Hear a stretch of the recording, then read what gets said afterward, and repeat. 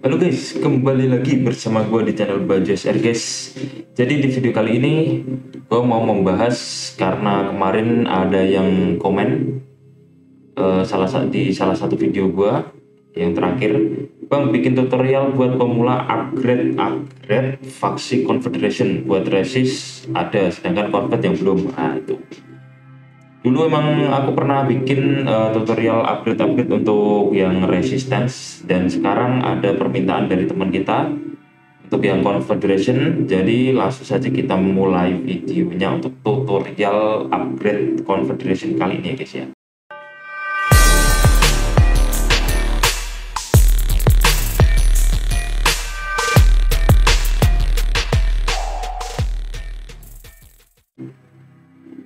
Oke, kita masuk ke dalam videonya di sini untuk tutorialnya yang pertama ya guys ya. Ini aku bukan apa ya, bukan pro amat ya.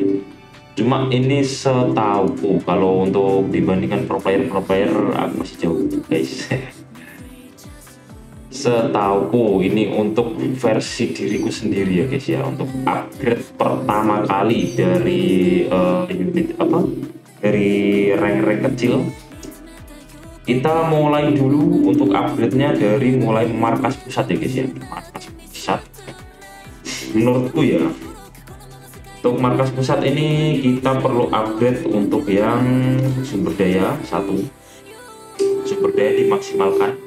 Terus nomor 2 ini poin komando, harus maksimal ini dua ini, poin komando dan juga sumber daya ya guys ya. Ini sangat-sangat penting sekali dua ini. Satu lagi sama yang ini, setelah modal sumber daya ini harus maksimal juga ini. Terus nanti kalau 3 item ini sudah maksimal, kita lanjut ke upgrade listrik guys.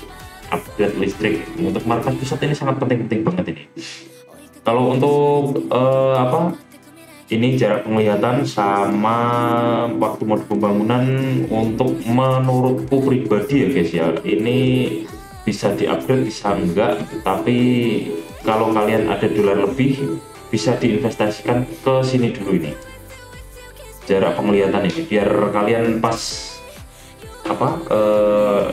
menata bangunan jadi bisa untuk paling jauh untuk bangunan konstruksi itu bisa paling jauh. Tapi kalau nggak ada dolar lebih ini bisa di skip dulu, nggak apa-apa untuk kapal lawanan. Terus lanjut nomor 2 menurutku kembali ke pusat sumber daya lagi, nomor 2 ya guys ya. Paling penting ini sumber daya ya guys ya. 1, 2.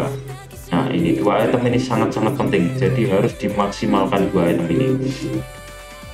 Terus untuk yang ketiga, kalau untuk listrik, kalau listrik ini menurutku bisa sampingan guys, soalnya listrik bisa pakai booster juga. Misal kalian pakai booster listrik kayak gini, pemacu, nah, pakai pemacu listrik. Nah, pakai pemacu listrik ini juga bisa untuk tambah-tambahan daripada untuk mengupgrade bangunan listrik. Sepertinya kalau menurutku pribadi ini listrik bisa diupgrade bisa enggak untuk awal-awalan ya guys ya, tapi untuk kalau udah rank gede ini wajib juga ini listrik.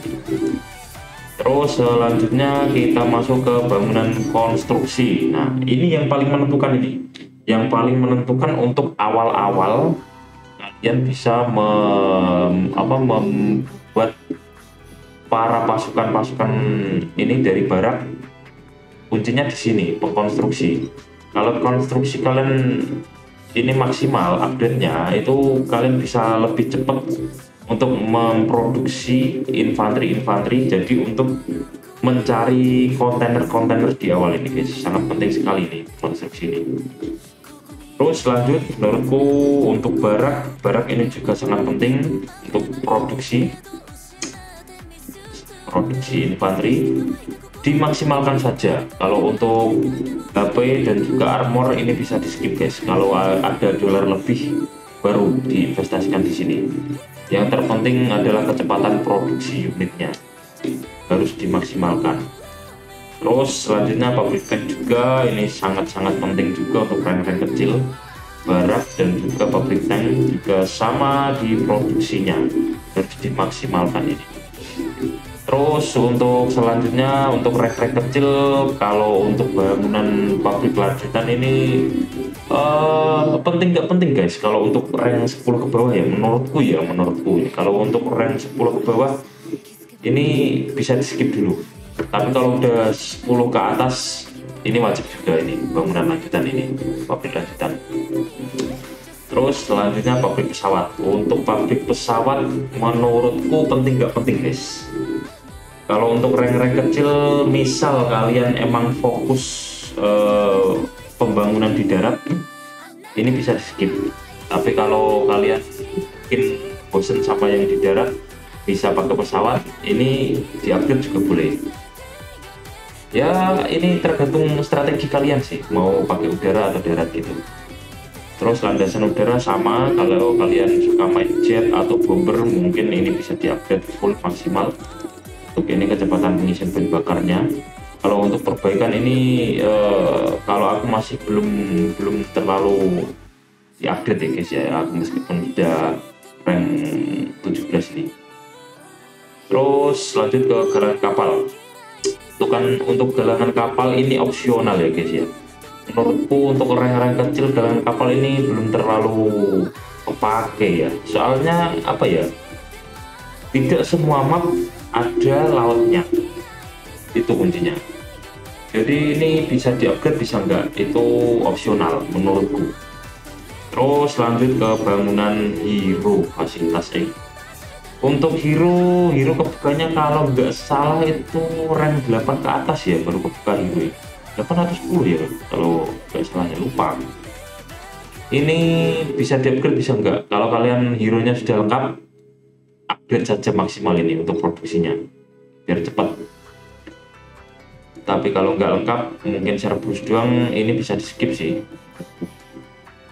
Terus sistem antariksa ini kalau bangunan spesial ini emang agak berat ngebukanya guys. Persyaratannya itu harus apa ya, harus minimal rank 13, terus menang turnamen 20 kali, sama menyelesaikan misi ke 50.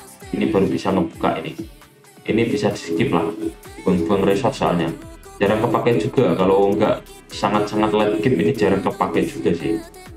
Terus untuk tembok bisa di skip menurutku untuk awal-awal. Bunker, menara roket, semua bangunan pertahanan penting nggak penting, itu tergantung strategi kalian. Kalau kalian mainnya suka bertahan, bangunan pertahanan harus dimaksimalkan semua. Tapi kalau kalian suka menyerang tanpa bangunan pertahanan, bisa di skip semua. Ini bangunanku masih kroso semua ini bangunan pertahanan ini, karena aku bukan pemain yang suka bertahan. Oke, lanjut ke unit ya guys ya. Bangunan sudah selesai, kita lanjut ke unit. Untuk rank-rank kecil, assault ini paling jago cok. Assault ini paling jago ini.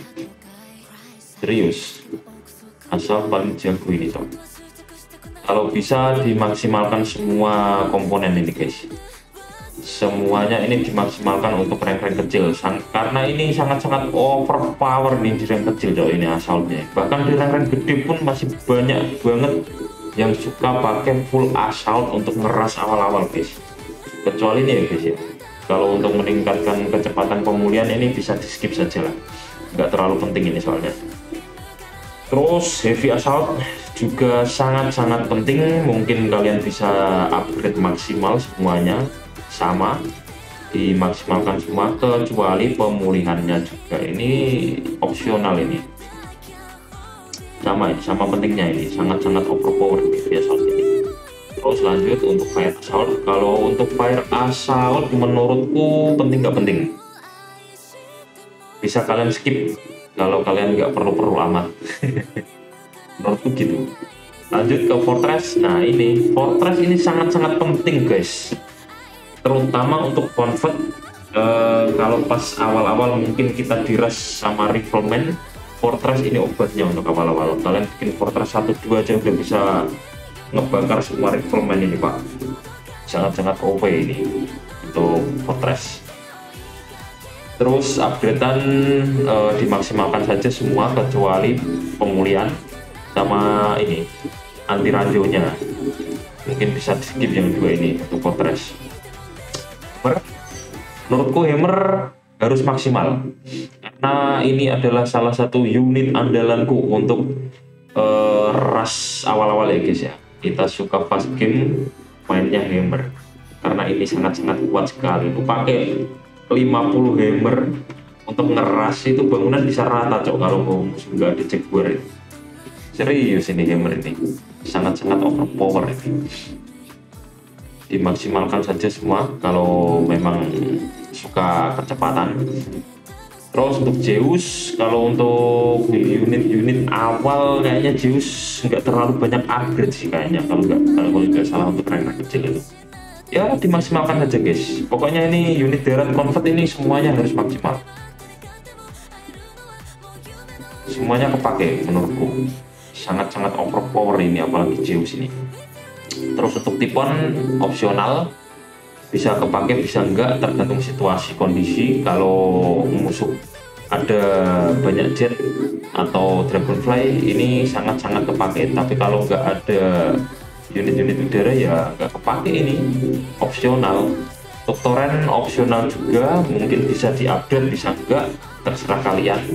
Kalau kalian suka pertarungan late game ini sangat membantu sekali ini untuk torrent ini. Tapi ya kalau untuk rank-rank kecil main cepet itu nggak bisa ini.